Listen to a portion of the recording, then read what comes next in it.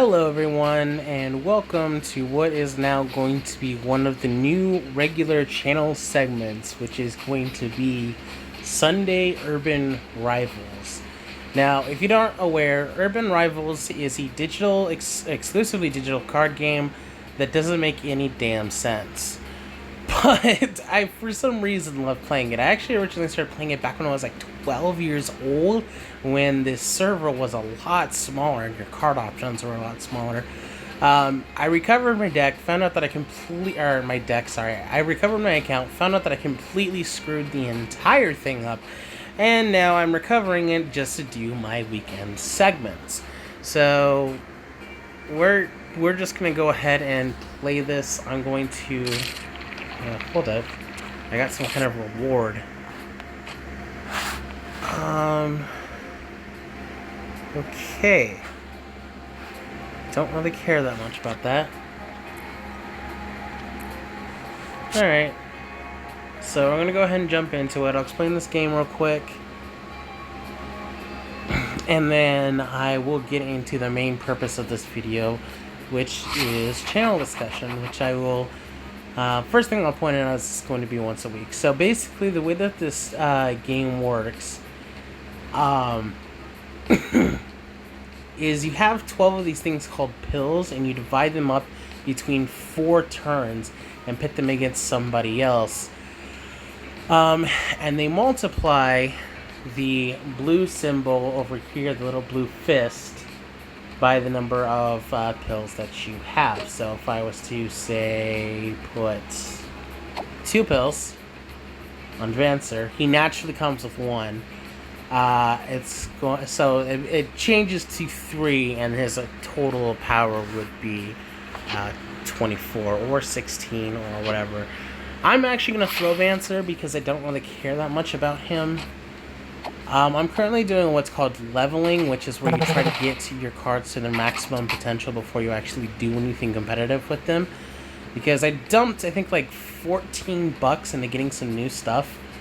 And new stuff actually sucks. You see the little stars over here? I don't really have a way to point, but... and those stars need to reach their maximum in order for me to unlock their abilities and determine whether or not these are actually going to be, good cards. So, the main way to level up is just to have them battle, but you can make it a lot better by actually having them win the battle, which is what I'm focusing on right now.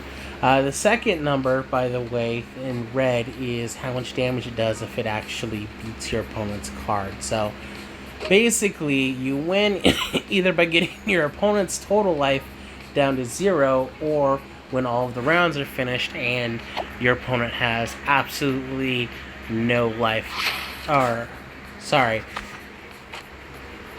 When your opponent has the lowest amount of life, and if your opponent beats you to the punch on either one of those points, then you lose.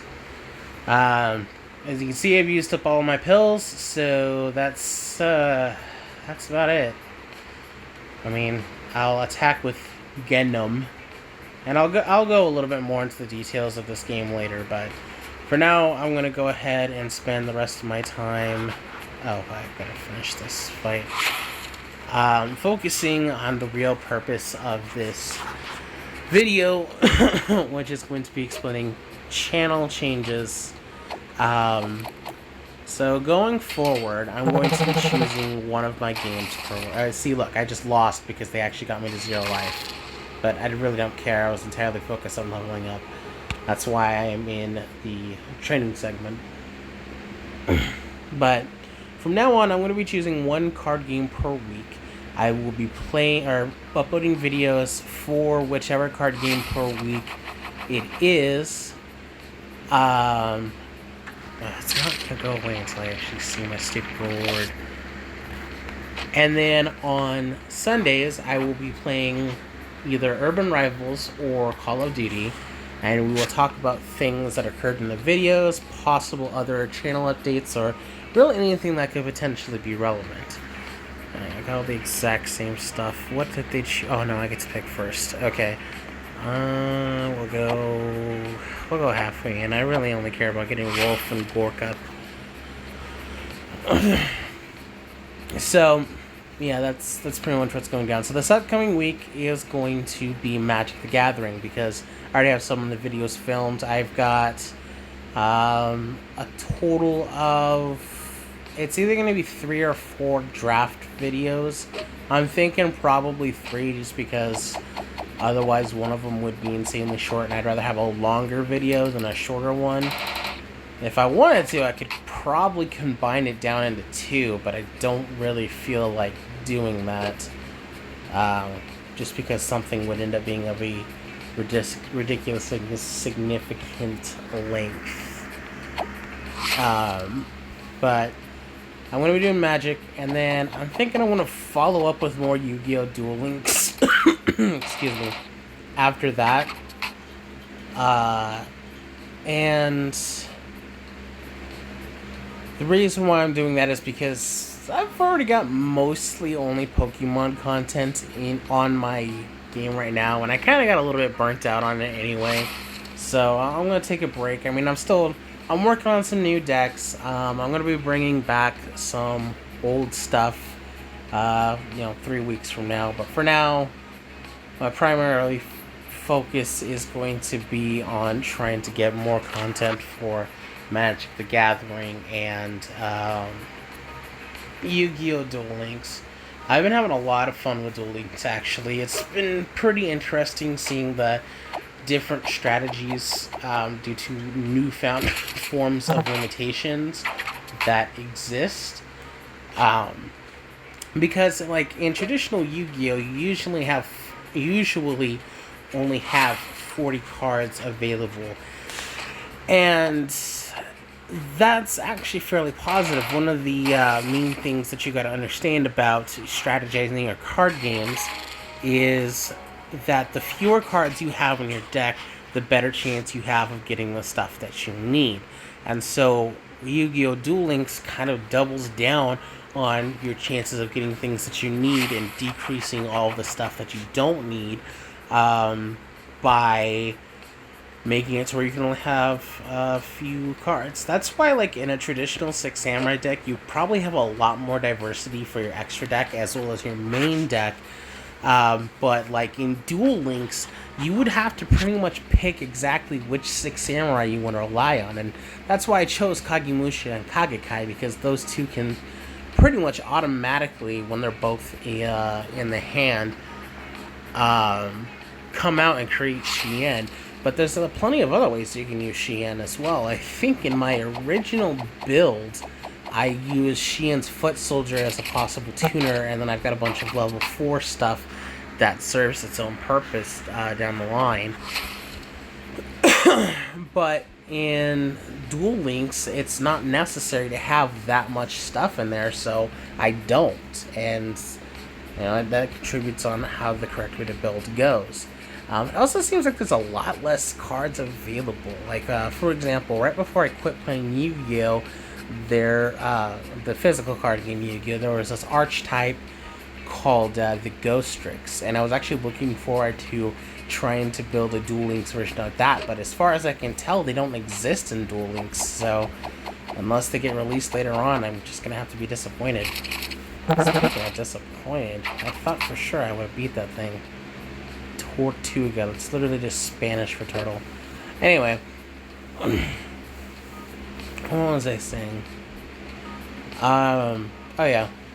So, yeah, when it comes right down to it, it's really interesting to see that it's a completely different game, with the Pokemon TCG Online, you're still playing using the exact same strategies that you would in Pokemon, and with any of the Magic Online stuff, MTGO or MTGA, you're still playing Magic the Gathering. You just have a different form of accessing the cards. So, excuse me. Yeah, when it comes right down to it, it's really a completely different game for Yu-Gi-Oh! Duel Links. And I kind of like it that way. It's faster. It's a bit more controlled and concentrated. So that's all I had to say about that.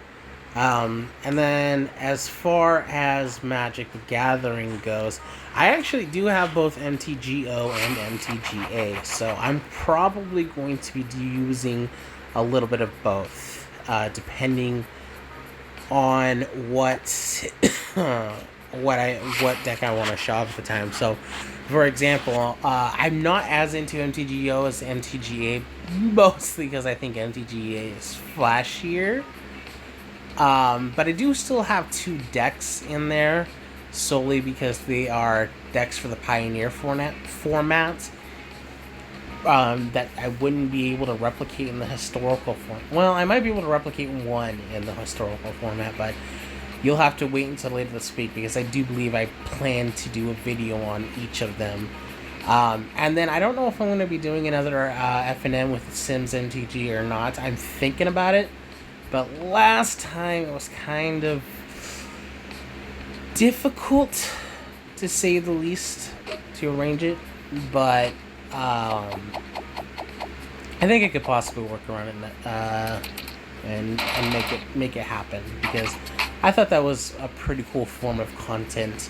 And I think whenever I'm doing an MTG week, ending the week by posting my FNM results on a Saturday would be kind of a cool way to have a high note. So it's just a possibility. It's something I'm thinking about. But I don't have those filmed. I have my draft stuff filmed. It's actually kind of funny because the draft itself was filmed several weeks ago. And then, like, literally just last night, I did the gameplay from the draft deck. And that should pretty much give a little bit of a spoiler on how all that went. That I got it all filmed in one night. But, we'll... At the very least, there'll be some interesting gameplay, so that's all I've really got to say about that. And then, yeah, with Pokemon, I'm still working on trying to, at the very least, have some more interesting decks. I'm thinking I definitely want to, in the long run, upgrade my Salamence deck. So... yeah, and then I also recently built... Well, I'm not going to spoil it, but I did build a new deck that you'll see a couple weeks from now, so...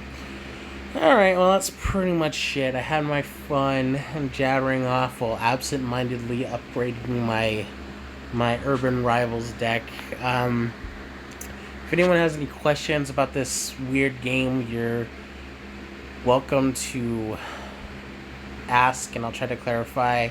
Maybe next time I do a video, I'll go a little bit more into exactly how this game works. But for now, thanks for watching, and get ready for a full week of Magic the Gathering.